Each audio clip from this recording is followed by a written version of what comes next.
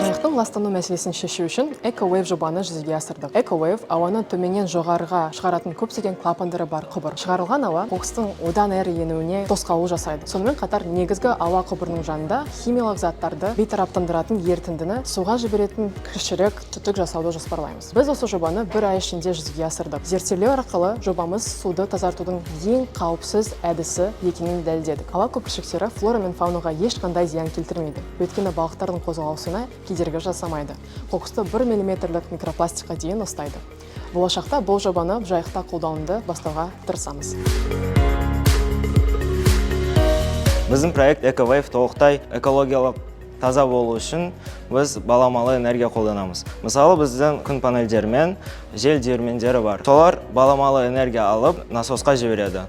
Сол насос қосылып, судың астында көпіршіктерді жібереді.